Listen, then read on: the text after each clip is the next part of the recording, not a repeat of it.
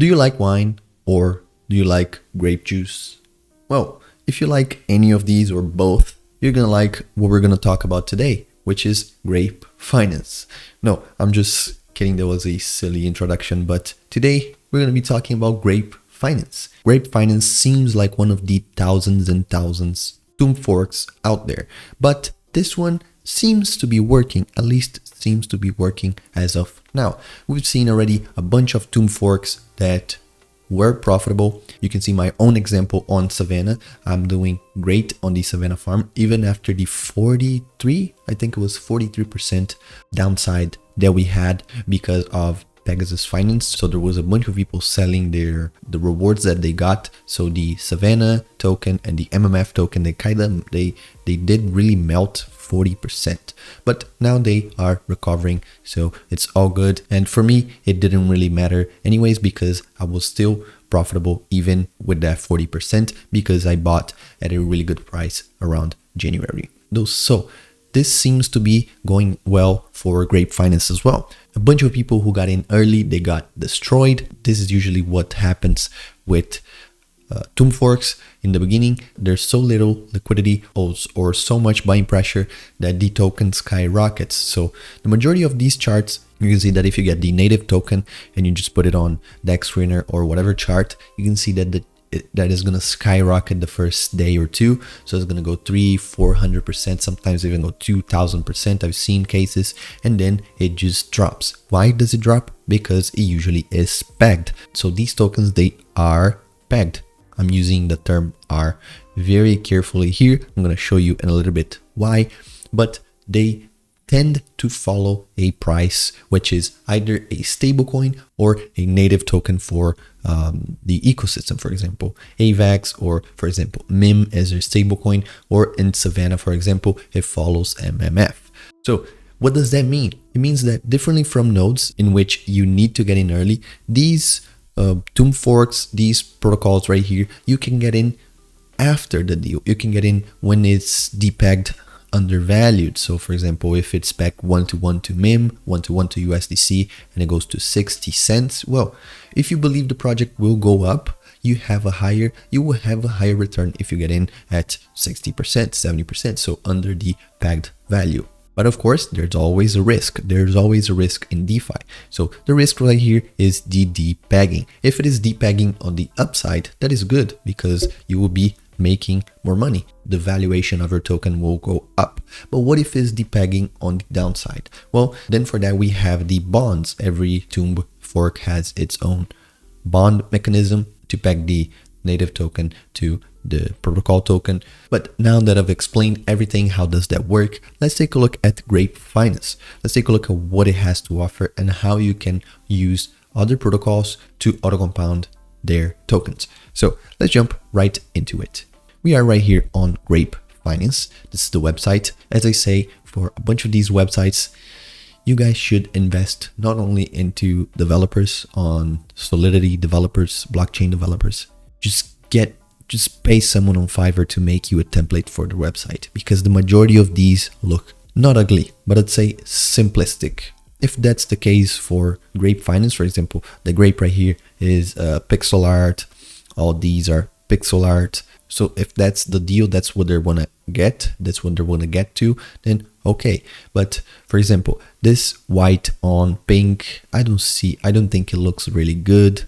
And sometimes this affects investors. A bunch of people do judge the book by its cover. So I'm just saying this doesn't look the best to me. But anyways, we have $7 million in TVL right here. And we have three. These are the basic tokens right here. We have Grape, that is the token pegged to MIM. It says right here it should be pegged 1-to-1. But we see that is depegged by 65% more or less. Then we have Wine, which is the ETF token. You usually have the pegged token, the ETF token, and the bond token. The bond token is the G bond, and it's kind of the oracle. It's kind of used to keep Grape pegged to $1. And then we have the Wine, which is the ETF that should follow the Grape price. So basically these are the three tokens, but let's take a look at the yields. We're here to look at the yields. If you go on Vineyard, you will see right here, these are the wine farms. So right here, you will earn wine on everything. And we have a couple of very interesting farms right here. We have Grape Mim, we have Wine Mim, and then we have the Grape Wine LP. Then we have just only Grape. Then we have a single stake WAMP and an LP. These two are two protocols that are partnered with GRAPE Finance. So it is kind of an incentive for them to join forces, for GRAPE to join forces with other protocols, and these other protocols bring liquidity to GRAPE as well. So it is really good to see that. It doesn't mean that I'll use it anyways, but it is really good to see protocols collabing with each other. So you can see really high APRs. This is APRs. So this means that if you compound, we right here are looking at more than 6, 7, 8,000% APR. Depends on how much you compound, monthly, weekly, daily, whatever. As you know already by watching me here in this channel, I prefer to pair a volatile token with a stable coin. So these two right here, Grape Mim and Wine Mim, they will be my best choice, because then I will have only one side that will be volatile. But then in this case, we also have Grape and Wine. These two, they do tend to perform similarly. So this would be good as well, because right here on Wine and Mim, on Grape and Mim, there's only one side that will be moving, and for that we will have impermanent loss somehow, either on the upside or in the downside. They will be minimal, but it will happen on a huge volume, so huge uptrend or huge downtrend. But on Grape and Wine, they tend to perform similarly. So if both go up, they will go up similarly, or if they go down, they go down similarly. So this will be almost a zero impermanent loss. So this one right here would also be a good choice. Let me show you visually what I mean. If we take a look right here at the graph for Grape, you can usually see that they spike so much once they launched. You can see right here when Grape launched, it went over $1,000, $2,000. What? See, it went all the way to $6,000. So whoever put $1 right here, they made 9,000%. But this is not the case. But what I want to show you is actually this movement right here. It went down, it went a little bit up, and then it got pegged to around $1. See, 67 cents, 80 cents, 90 cents, $1. Kind of deep pegged right now, but it's looking that it's going to go back to $1. And then we have Wine. Wine is the ETF token, and you can see same thing. It went up and down, and then it kind of stayed sideways for a bit.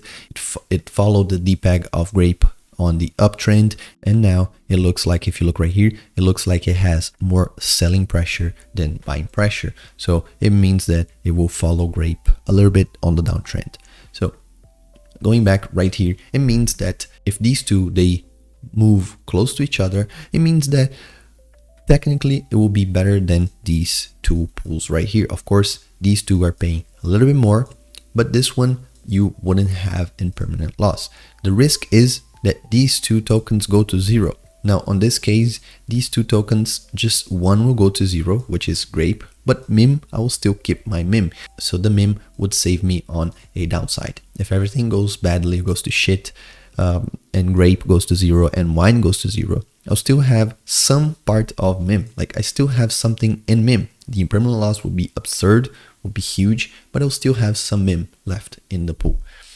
If Grape and Wine, they both go to zero, I'll have zero. I'll have a bunch of tokens that are worthless. So this is what you have to keep in mind, because this seems like a good idea, but only if they go up, or if they go down just a tiny bit, then you can make it back with the APR. But they have something even better. This is not only it. Let's say you put it right here and you farm your wine. What do you do with your wine? Well, you go right here in Winery, and look, you can stake your wine and you get more Grape. So you stake your wine for an extra 509 APR. We're looking at 1.39% daily. But there's a catch. If it goes below the pegged, so under 1.1 TWAP, which is not, is 1.68, you will not receive any Grape. And the staked wine can only be withdrawn every 24 hours. And the rewards can be claimed every 12 hours. And this will reset the timer each time. So you can see there's 3 million in TVL right here. And let's say, okay, you stake your wine and you get your grape. What extra can you do to get more yield? Well, you can go right here on nodes, and on nodes you can lock up your grape, but this lockup means you get rid of it. It's just like nodes. Once you create the nodes, that money is gone. But if you do that, you'll be looking at 1.91% daily. The yearly APR is almost 700%. And if you, instead of grape, you lock up your node, you lock up your wine, so you buy a wine node, you get 2.28%. So we're looking at 832.2%. This is huge, huge. Of course, I don't like when they get too aggressive like this, but it seems to be working quite well, to be honest. But if we go back to Vineyard right here, you see all of these right here, they are simple interest. They're not auto compounding. So it means that every time you have to come back here, you need to have AVAX on your wallet, because you have to unstake, because you have to claim rewards, claim that wine, convert that wine to half of grape, half of MIM, and then create the LP token, deposit the LP token here on the farm for you to compound. So you'll be paying at least 3 transactions. And we know right now AVAX is it's getting a little bit expensive if we're talking about gas. So what can you do to avoid this? Well, you can go, for example, here on YieldWolf. YieldWolf is an auto compounder, just like Beefy, just like Yodiac. So they'll get every 30 minutes, 15 minutes, 1 hour. I don't remember what frequency does YieldWolf reinvest, but they will get that reward for you and reinvest. Of course, you need to make sure that the protocol that you're using, the auto compounder that you're using, does not have any fees, or if it has fees, they're very little. And for example, you can see right here for the MIM Grape, which is the same one as this, Grape MIM Grape, doesn't really matter. There's no deposit fee nor withdrawal fee. So you're getting the same 1.5% right here. You can see if we go on a calculator, that 1.48%, but you're auto compounding it. So we're looking at over 21,000%, which is ridiculous, by the way. Don't believe all these APRs. You need to look at APR dollarized. So how much would that be in dollar values, not in MIM, not in grape values, because grape goes up and down. So you just deposit it here and it will auto compound for you. And then if you want to unstake, and see, it compounded 42 minutes ago. So I think it compounds every hour. So, and then if you want to unstake, you just go right here and withdraw. Pretty simple. Of course, I think they also have it on Beefy. Yes, they also have it on Beefy. If you go on Beefy right here, Grape, you should be able to find, yes, see, 1.42. This is paying a little bit less, probably because it has some fees, but the APY is still 17,000%. So that being said, we have to go back right here to FOCAM. So we need to talk about the risks. As I said, risk of depegging. Another risk is with the contract being exploited. We've seen that with Tomb. We've seen that with Tomb forks happening because they were basically copies of the Tomb code. So that happened, I think it was last year, at the end of last year, December. I don't remember. But there was a huge Tomb fork exploit a couple of months ago, and this could happen. So this is another risk that you run when investing in protocols like that, in forks like that. And of course, there's always the risk of getting rugged. Basically, devs removing liquidity or just exploiting their own contract and running away with your funds, which I don't see it happening here. I've looked into these guys' Discord and Twitter, and they are very interactive with a bunch of people. They're doing fine. They have a launchpad, a bunch of things happening. So I don't see why a protocol that is going so well, that is doing so well, would just get the money and run away, since they seem to be performing really, really well. So let's give it a risk score. So out of 10, I'd give it a 7.5. So this means that for me, this is borderline degen. I'd say after 8, it is degen. It is very hard for me to go there, look for degen plays like this.